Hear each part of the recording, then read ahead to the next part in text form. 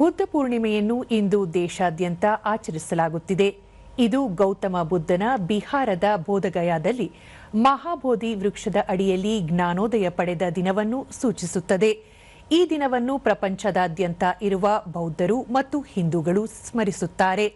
Bharat, Nepal, Bhutan, Burma, Thailand, Tibet, Korea, Laos, Vietnam, Mongolia, Cambodia, Singapore, Indonesia ಮತ್ತು ಶ್ರೀಲಂಕಾದಂತಹ ದೇಶಗಳಲ್ಲಿ ಇದು ಪ್ರಮುಖ ಆಚರಣೆಯಾಗಿದೆ.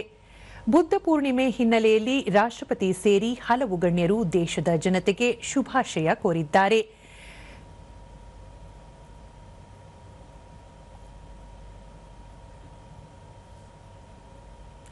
ರಾಷ್ಟ್ರಪತಿ ದ್ರೌಪದಿ ಮುರ್ಮು ತಮ್ಮ ಸಂದೇಶದಲ್ಲಿ ಈ ಪವಿತ್ರ ದಿನವು ಭಗವಾನ್ ಬುದ್ಧನ ಭೂಮಿಗೆ ಆಗಮನ, ಜ್ಞಾನೋದಯ ಮತ್ತು ಮಹಾಪರಿನಿರ್ವಾಣದ ದಿನವನ್ನು ಸೂಚಿಸುತ್ತದೆ.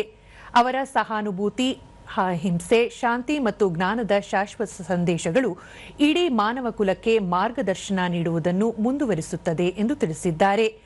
ಅನೇಕ ಸವಾಲುಗಳನ್ನು ಎದುರಿಸುತ್ತಿರುವ ಇಂದಿನ ಜಗತ್ತಿನಲ್ಲಿ ಭಗವಾನ್ ಬುದ್ಧನ ಬೋಧನೆಗಳು ಶಾಂತಿ, ಸಹಿಷ್ಣುತೆ ಮತ್ತು ಪರಸ್ಪರ ಸಾಮರಸ್ಯದ ಹಾದಿಯಲ್ಲಿ ನಡೆಯಲು ಪ್ರತಿಯೊಬ್ಬರಿಗೂ ಸ್ಫೂರ್ತಿ ನೀಡುತ್ತದೆ ಎಂದು ರಾಷ್ಟ್ರಪತಿಗಳು ಇದೇ ಸಂದರ್ಭದಲ್ಲಿ ತಿಳಿಸಿದರು.